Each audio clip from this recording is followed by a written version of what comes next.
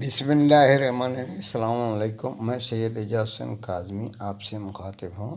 اب تک ہم نے سورہ بقرہ کی 237 آیتوں کا ترجمہ، تفسیر، اس کے بعد اس کی تشریح اور فائدے، یہ سب چیزیں ہمارے جوادی صاحب کی جو انوار القرآن تفسیر ہے اس میں سے حاصل کیے، اور وہ اس یوٹیوب پر اعجاز کاظمی چینل کے نام سے جو میرا یوٹیوب چینل ہے اس پہ اپلوڈ کیا ہوں۔ آپ لوگوں سے گزارش ہے کہ آپ تو یہ سب تفاسیر جو پورے آیتوں کی تفاسیر ہیں اس کی پورا سنیں اور ثواب دارین حاصل کریں۔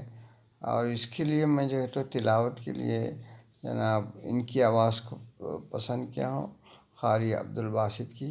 وہ ان آیتوں کی تلاوت انہی کی آواز میں آپ سنیں گے، اور آپ سے ایک گزارش ہے کہ میرا چینل سبسکرائب کریے، اعجاز کاظمی چینل، میں آخر میں اس کا نام دیا ہوں، آپ وہ چینل سبسکرائب کیجیے۔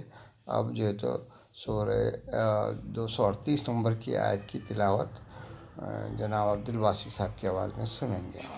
حافظوا على الصلوات والصلاة الوسطى وقوموا لله قانتين۔ اب آپ سورہ بقرہ کی 238 نمبر آیت کا ترجمہ سنیے۔ اپنی تمام نمازوں اور بالخصوص نماز وسطیٰ کی محافظت اور پابندی کرو، اور اللہ کی بارگاہ میں خشوع و خضوع کے ساتھ کھڑے ہو جاؤ۔ یہاں سورہ بقرہ کی آیت نمبر 238 میں یہ بالخصوص نماز وسطیٰ کا جو جملہ ہے اس کی تفسیر میں ہمارے جوادی صاحب تحریر فرماتے ہیں، نماز وسطیٰ کے تعین میں 18 اقوال ذکر کیے گئے ہیں۔ مشہور ترین قول نماز ظہر اور نماز عصر کے بارے میں ہے کہ یہ قبل طلوع اور بعد غروب کی درمیانی نماز ہے۔ بعض مفسرین نے وسطیٰ سے بہترین مراد لیا ہے کہ مسلمانوں کو چاہیے کہ صرف نماز کی پابندی نہ کرے بلکہ بہترین نماز کی پابندی کرے، اور حقیقت یہ ہے کہ جس معاشرے میں نماز اور پرخلوص نماز کی پابندی نہیں ہوتی، اس میں دنیا کا رہب پایا جاتا ہے۔ جو خدا کا خوف نہ رکھے گا اور اس کے بارگاہ میں حاضری نہ دے گا، اسے برائیوں سے کون روک سکتا ہے۔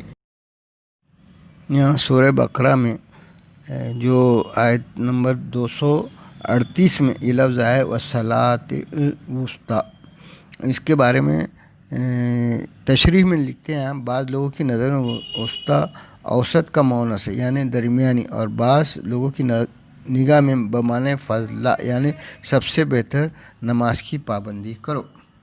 اسی آیت یعنی آیت نمبر 238 میں جو لفظ آیا ہے وقوموا للہ قانتین، اس کے بارے میں آپ دیکھ رہے ہیں قنوت کمال خضوع خشوع کا نام ہے، اور نمازوں میں حالت دعا کو شاید اسی لیے قنوت کہا جاتا ہے۔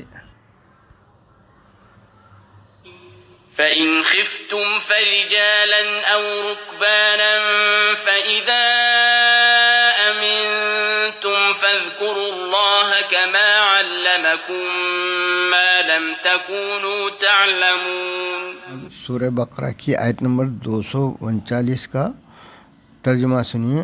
اگر خوف کی حالت ہو تو پیدل سوار جس طرح ممکن ہو نماز ادا کرو، اور جب اطمینان ہو جائے تو اس طرح ذکر خدا کرو جس نے تمہاری لا علمی میں تمہیں بتایا ہے۔ آیت نمبر 239 میں جو آیا ہے پھر اگر خوف کی حالت ہو، تو یہ خوف کے بارے میں آپ یہاں تحریر فرماتے ہیں، خوف میدان جہاد میں بھی ہو سکتا ہے اور سفر وغیرہ میں بھی، ہر صورت میں بقدر امکان نماز ادا کی جائے گی۔ والذين يتوفون منكم ويذرون أزواجا وصية لأزواجهم متاعا إلى الحول غير إخراج، فإن خرجن فلا جناح عليكم فيما فعلن في أنفسهن من معروف، واللہ عزیز حکیم۔ سورہ بقرہ کی آیت نمبر 240 کا ترجمہ سنیے۔ اور جو لوگ مدت حیات پوری کر رہے ہوں اور ازواج کو چھوڑ کر جا رہے ہوں، انہیں چاہیے کہ اپنی ازواج کے لیے 1 سال کے خرچ اور گھر سے نہ نکلنے کی وصیت کر کے جائیں۔ پھر اگر وہ خود سے نکل جائیں تو تمہارے لیے کوئی حرج نہیں ہے، وہ اپنے بارے میں جو بھی مناسب کام انجام دیں، خدا صاحب عزت اور صاحب حکمت بھی ہے۔ سورہ بقرہ کی آیت نمبر 240 میں جو ذکر ہے اپنے ازواج کے لیے 1 سال کے خرچ، اس میں مولانا جو ہے تو تحریر فرماتے ہیں، ابتدائی اسلام میں اس طریقہ عرب کو قبول کر لیا گیا تھا، بعد میں منسوخ ہو گیا، اور اب نہ متاع واجب ہے اور نہ 1 سال کا نفقہ۔ عدت 4 مہینے 10 دن ہے، اس کے بعد عورت آزاد ہے۔ البتہ وہ لوگ مراد ہو سکتے ہیں جنہوں نے وصیت کر دی کہ ان کی وصیت کی پابندی کی جائے اور 1 سال تک خرچ دیا جائے۔ وَلِلْمُطَلَّقَاتِ مَتَاعٌ بِالْمَعْرُوفِ حَقًّا عَلَى الْمُتَّقِينَ۔ سورہ بقرہ کی آیت نمبر 241 کا ترجمہ سنیے۔ اور مطلقات کے لیے مناسب مال و متاع ضروری ہے کہ صاحبان تقوی پر ایک حق ہے۔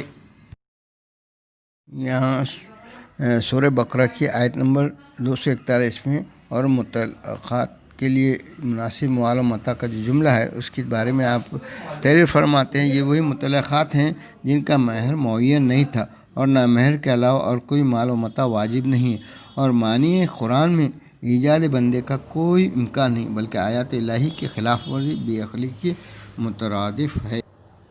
كَذَلِكَ يُبَيِّنُ اللَّهُ لَكُمْ آيَاتِهِ لَعَلَّكُمْ تَعْقِلُونَ۔ سورہ بقرہ کی 242 نمبر کی آیت کا ترجمہ سنیے۔ اسی طرح پروردگار اپنی آیات کو بیان کرتا ہے کہ شاید تمہیں عقل آ جائے۔ أَلَمْ تَرَ إِلَى الَّذِينَ خَرَجُوا مِن دِيَارِهِمْ وَهُمْ أُلُوفٌ حَذَرَ الْمَوْتِ فَقَالَ لَهُمُ اللَّهُ مُوتُوا ثُمَّ أَحْيَاهُمْ إِنَّ اللَّهَ لَذُو فَضْلٍ عَلَى النَّاسِ وَلَكِنَّ أَكْثَرَ النَّاسِ لَا يَشْكُرُونَ۔ اب سورہ بقرہ کی 243 نمبر کی آیت کا ترجمہ سنیے۔ اس کا ترجمہ یوں ہے، کیا تم نے ان لوگوں کو نہیں دیکھا جو ہزاروں کی تعداد میں اپنے گھروں سے نکل پڑے موت کے خوف سے، اور خدا نے انہیں موت کا حکم دے دیا اور پھر زندہ کر دیا کہ خدا لوگوں پر بہت فضل کرنے والا ہے، لیکن اکثر لوگ شکریہ نہیں ادا کرتے۔ یہاں سورہ بقرہ کی آیت نمبر 243 میں یہ جملہ ہے، کیا تم نے ان لوگوں کو نہیں دیکھا جو ہزاروں کی تعداد میں اپنے گھروں سے نکل پڑے۔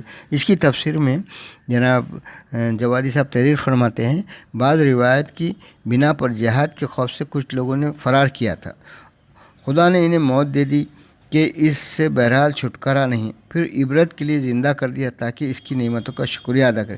لیکن بعض مفسرین نے اس موقع عبرت سے تعبیر کیا ہے کہ جو راہ خدا میں جہاد نہیں کرتے ان کا مقدر صرف موت ہے، ان کی زندگی بھی صرف ایک سامان عبرت ہے اور بس۔ وَقَاتِلُوا فِي سَبِيلِ اللَّهِ وَاعْلَمُوا أَنَّ اللَّهَ سَمِيعٌ عَلِيمٌ۔ اب سورہ بقرہ کی آیت نمبر 244 کا ترجمہ سنیے۔ اور راہ خدا میں جہاد کرو اور یاد رکھے خدا سننے والا بھی ہے اور جاننے والا بھی ہے۔ من ذا الذي يقرض الله قرضا حسنا فيضاعفه له أضعافا كثيرة والله يقبض ويبسط وإليه ترجعون۔ اب سورہ بقرہ کی آیت نمبر 245 کا ترجمہ سنیے۔ کون ہے جو خدا کو قرض حسن دے اور پھر خدا اسے کئی گنا کر کے واپس کرے؟ خدا کم بھی کر سکتا ہے اور زیادہ بھی، اور تم سب اسی کی بارگاہ میں پلٹائے جاؤ گے۔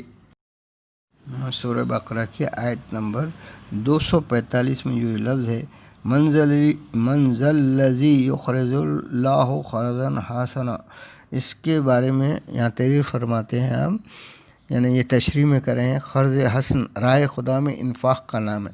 خدا نے اپنے ہی دیے مال کو قرض حسن کہہ کر مانگا ہے تاکہ پاک مال رہے اور پاک ارادے سے پیش کیا جائے، ورنہ نیت میں فرق آ گیا تو حسن نہ رہ جائے گا۔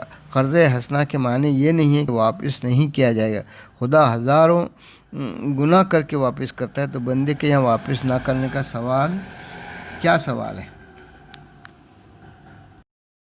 ان آیتوں کے فائدے میں آپ یہاں پہ تحریر فرماتے ہیں، واضح ہے کہ آیت نمبر 240 میں 1 سال کا عدہ اختیاری ہے جس میں متاع اور خرچ ضروری ہے، ورنہ 4 ماہ 10 دن کے بعد چلی جائیں تو خرچ کی کوئی ضرورت نہیں ہے، اور اس بنیاد پر حکم عدہ منسوخ نہیں ہوا ہے، بلکہ اس کی 2 قسموں کا اعلان کیا گیا، ایک میں خرچ واجب ہے اور ایک میں اختیاری۔ اور فائدے میں اور ایک بات آپ بتا رہے ہیں، نیز آیت نمبر 243 میں موت اور احیا سے رجعت کا اثبات کیا جا سکتا ہے۔